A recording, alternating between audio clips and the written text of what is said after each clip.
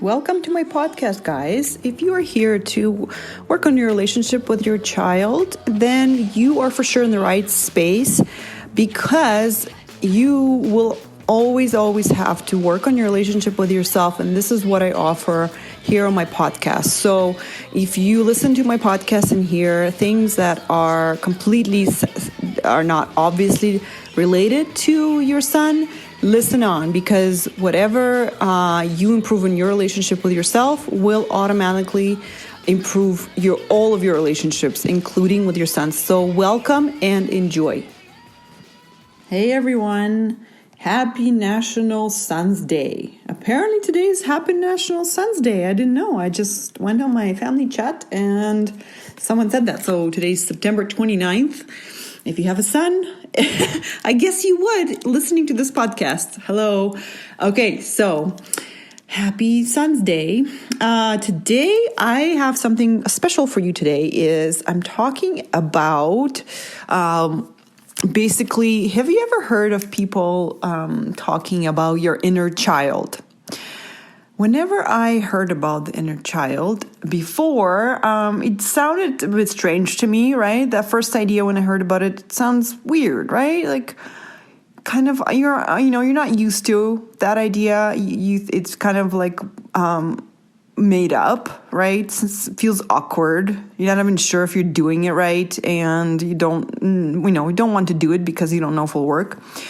But I want to give you two examples, one of my own, one of my clients, and to demonstrate to you that whether it's your inner child or just your true being, your inner being who wants something, that the only way for you to get what you want is for you to give it to yourself, okay? And here's what I mean.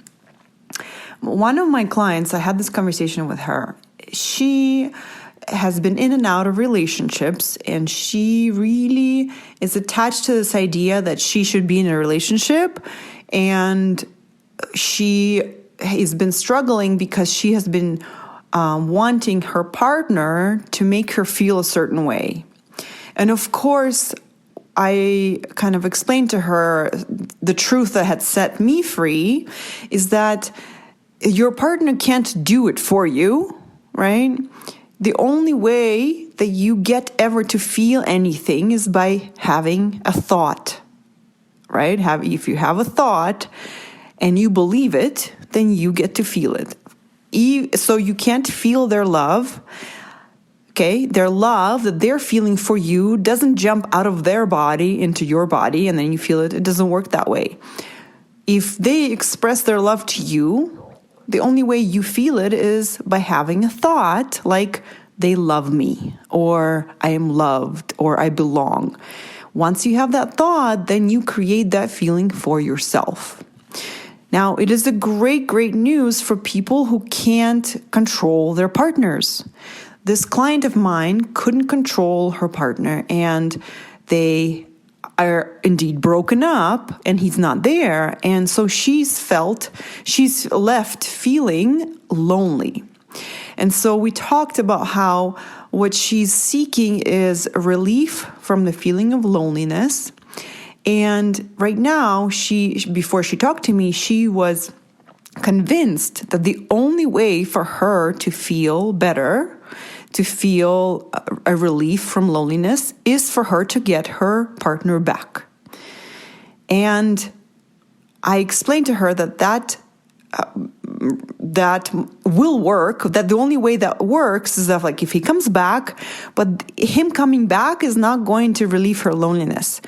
If he comes back, she's going to have a thought that's going to feel better, right?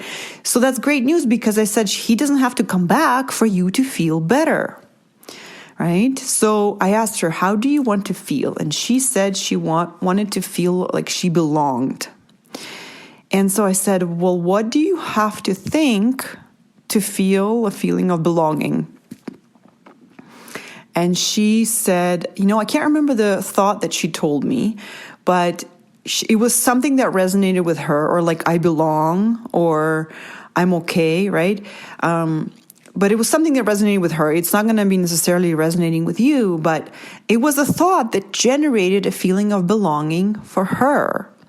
And so I said, well, this is what can give you the relief for the loneliness. It's not your partner coming back, but you allowing yourself to think and believe this thought. And so going back to the inner child and the inner voice is, first of all, listening. You know, this is what your inner child or your inner being wants. It says, Mom, you know, I'm lonely, help me, right? And you as a grown-up can comfort the child and say, it's okay, you belong. I'm here for you. I'm not going anywhere for you. I'm here. I'll take care of you. Are you okay? Tell me more. Tell me how you're feeling, right? And so you don't need your partner to be there for that to happen, right? You don't. It is not his responsibility or her responsibility to take care of how you feel.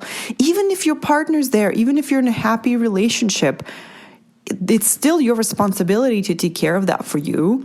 And you are the only person who can actually do that, right? Because your partner telling you that they love you can't really create that feeling for you. You have to believe that thought yourself. You have to be the one thinking it. They love me. I love me. I belong, right? So that is an example I wanted to give you about my client. And, you know, whatever she wanted to get from her partner or from someone else is something that she can give herself, and is something that she's the only one can give herself. So the way that you can use the inner child concept is you can ask your inner child. So imagine there's a 5-year-old or 6-year-old little girl who is inside you, and she is upset or unsettled or something. She's feeling something. Ask her, hey, what's going on? Tell me, right? She will tell you. And it might sound unreasonable as if it's a 5-year-old, right? It might not sound logical. It might seem childish. It's not going to make sense. You're as an adult, you're like, come on, dude, you should be over this already, blah, blah, blah. But listen to her out and ask her, how are you feeling? Right? And once you get that feeling from her, like, how are you feeling? Sad? Are you feeling upset? Are you feeling lonely? Then you know that what she's wanting is a relief from that feeling. And she wants some comfort. So how can you give that to her? And the way you can give it to her is by listening to her and telling her what she wants to hear. I'll give you my own example, a recent example. And I had this moment happen when I noticed that I was eating more food than I would like to. And I checked in with myself and I asked, like, what's bothering you? What's wrong? What's the problem? And after a series of questions to myself, I found out that I am afraid. I have this fear. My little girl in me is afraid that once my children grow up and leave the house, I'm going to have nothing left for myself. Like for my career or hobby or passion or anything, right? So the little girl in me was afraid that if I'm not doing anything right now towards it, then maybe I won't have anything left for myself. And it was a legitimate fear that my little girl was feeling and was scared. And so somehow, I don't know, that I've learned this habit of eating so I wanted comfort. So I learned to get comfort from food.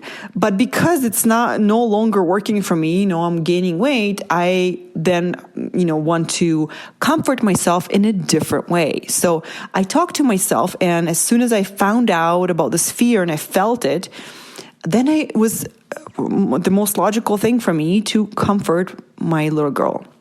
And I told her, oh gosh, I totally understand what you're feeling. Of course, that makes sense. I remember that that's a thing for me.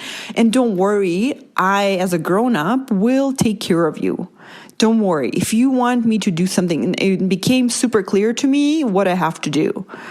Oh, okay. I just have to make sure I pay attention and water that seed of desire. I just make sure I just give it some time. I make sure that I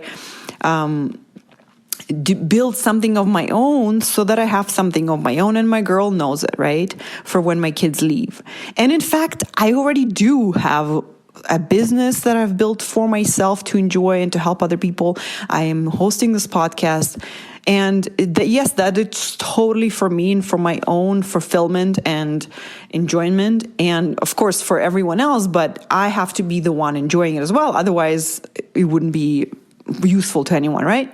So I just had to remind my little girl, like, hey, by the way, do you remember we're doing these things? Don't worry. I got you. Don't be afraid. I'll take care of you. I hear that this is your concern, and I'm going to take care of you. Okay. And so because the food wasn't really doing it for me. What was food doing was distracting me from that fear. It wasn't really comforting me.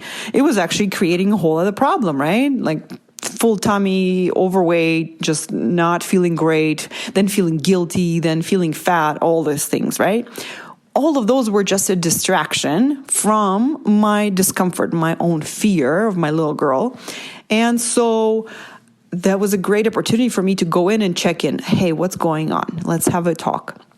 I'll take care of you, right? And as a mom, you already do that with your own kids. All you just have to do is turn it inwards and talk to your own kid.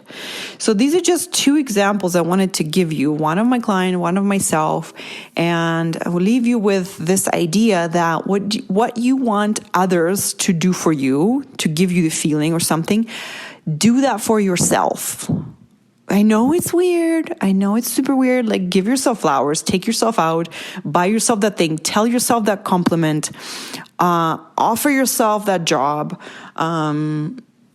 Just do whatever you want the other person to do. Do it for yourself. Ask yourself how you're doing. Like this morning is so interesting. I made breakfast. I made pancakes, and one of my sons didn't want pancakes. Something was wrong with them. And I said, okay, you can go ahead and make your own breakfast. The one you like, it's easy to do. And he wasn't willing to do it for himself. And I said, well, if you're not even willing to do it for yourself, how do you expect others to be willing to do it for yourself, right? You be first.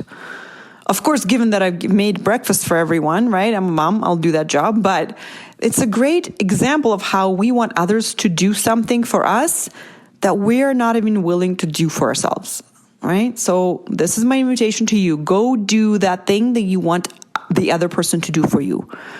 How would that feel? Because what you're really wanting is to feel something. What are you wanting to feel? If they did that thing for you, what would you be thinking and what would you be feeling? Guess what? You can make yourself think that and feel that without the other person doing anything. Total freedom. Total freedom in how you feel always. Okay? They can't make you feel in any way because they are not in charge of what you're thinking. Okay? So I would love to coach you on your thoughts about this. I would love to coach you on your thoughts about your relationships with your sons, your husbands, your moms, anyone. So come sign up for a free mini session and I'll be happy to meet you and talk to you and help you. The first session is completely free and you can get a sense for what the coaching is like with me and we'll have a good laugh about our ridiculous thoughts. Okay. Oh, so you can go to my website is www.coachingnatalia.com and click on sign up for a free mini session. Pick a time that works for you. If you can't find the time that works for you, you can always email me and we'll figure out a time that's not on my calendar. So I'm looking forward to meeting you. Okay? Have a great week. Love you. Bye.